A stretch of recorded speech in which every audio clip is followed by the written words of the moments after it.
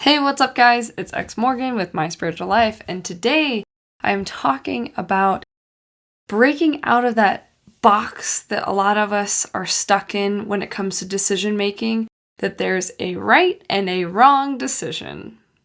In the description box, I also have a link that has a worksheet called Be Your Own Liahona that goes along with what I'm talking about in this video today, if you're interested.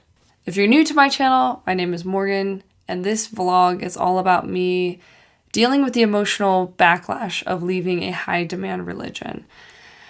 So let's talk about it!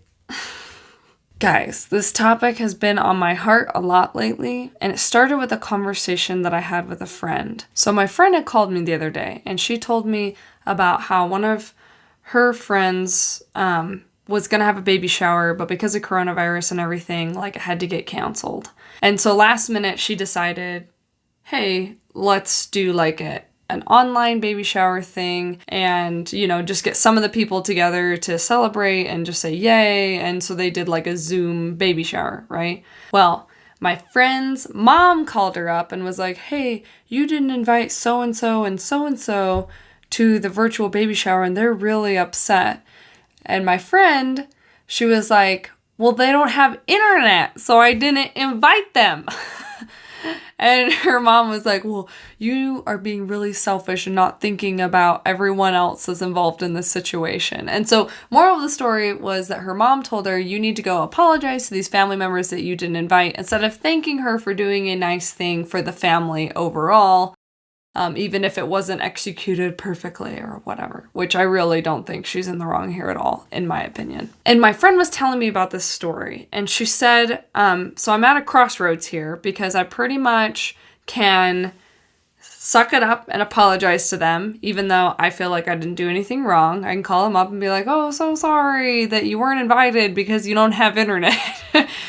Right. Or she could just ignore the fact that they're upset and just realize that they're probably going to be mad at her for a while and even maybe treat her weird at family functions and yada yada yada. Not so happy of choices there, right?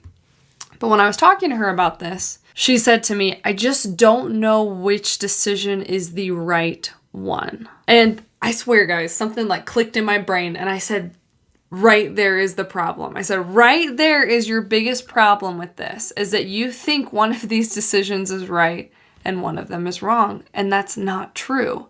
Now, I know coming from the Ex-Mormon perspective, you might say, well, the most important thing you could do is be authentic, right? And I agree that I think authenticity is super important.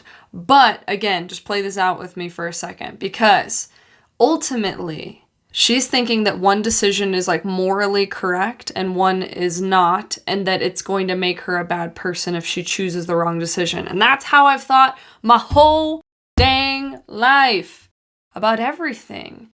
Thinking that one wrong decision is just going to doom me forever, even if it's not even really spiritually related. So I told her, I think a better way to look at this, instead of what's the right decision, what's the wrong decision, is to ask yourself, what do you want?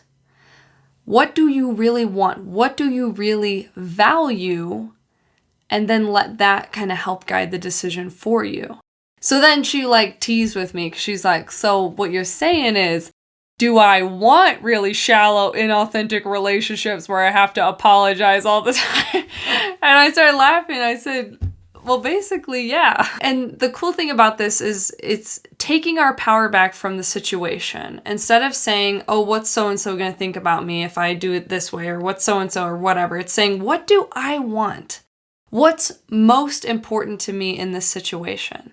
Because this isn't a situation that it can be answered for everyone in the same way. Because sometimes all that you can have in a relationship is a shallow kind of thing that doesn't go beyond that, right? Sometimes that's all you can have, and sometimes that's what you want rather than nothing, right? And the cool thing is you get to decide, what do you want? And let what you want try to guide your decisions. And if you can do that, you can take the right and wrong out of it And it takes so much of the guilt and confusion and frustration around decision making. I know for me, a lot of times I get paralyzed when I'm trying to make a decision because I'm so terrified of making the wrong one, as if there could be a wrong one. Really. I mean, okay, like we can sit here and say like, yeah, burning my neighbor's house down, that's not good. I mean, what do I want? Do I want to go to jail? Do I want my neighbors to be homeless? No. Well, no, I'm just kidding.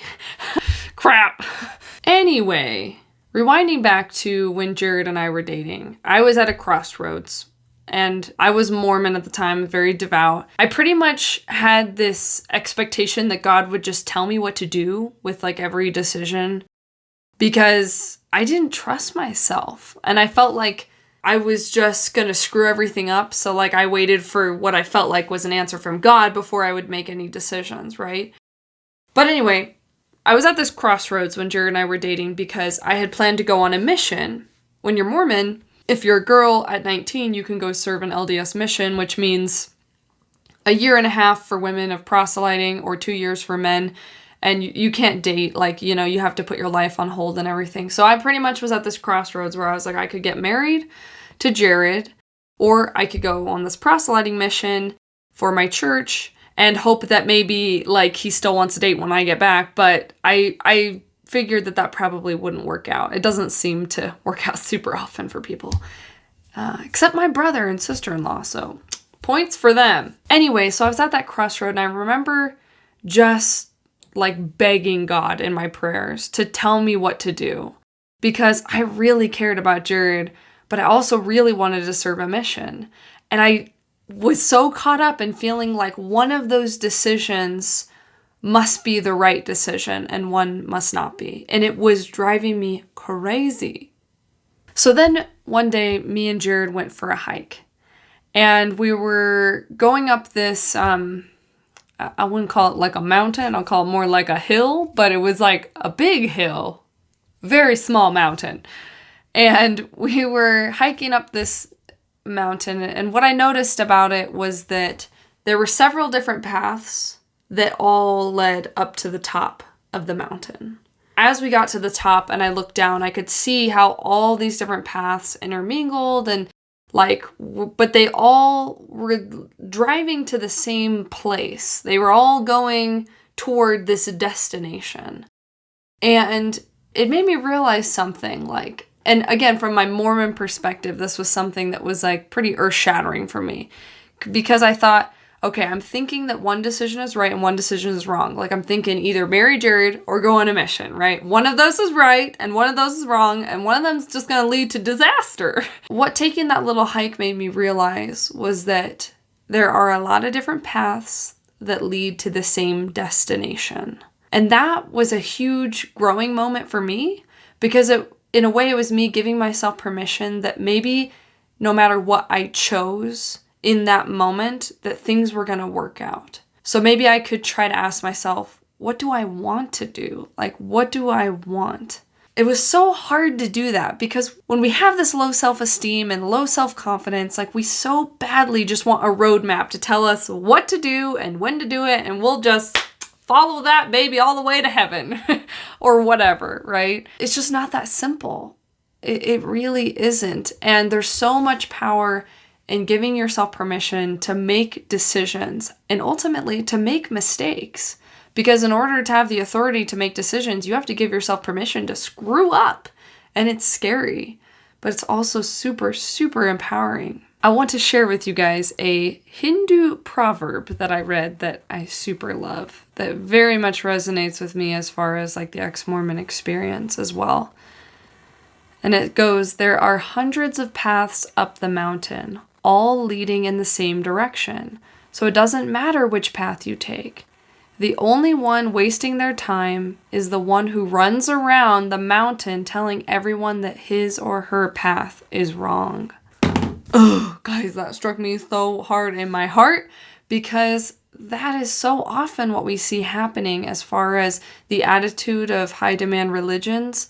Is they spend so much time trying to tell everyone else that their way is wrong that they can't focus on what they actually want in life. I used to find myself feeling like decision making was so complicated because one wrong move would lead to disaster, or one right move would lead to something good. But it's not that straightforward. Life is just not that straightforward. And sometimes there's certain decisions we make where we don't even know if there's like a good or bad consequence following the decision until after we make it. And so sometimes we're so terrified of making the wrong decision that we just won't even make a decision. We'll just procrastinate. We'll just not think about it. We'll just do everything we can to avoid it because the pain of failure feels so scary.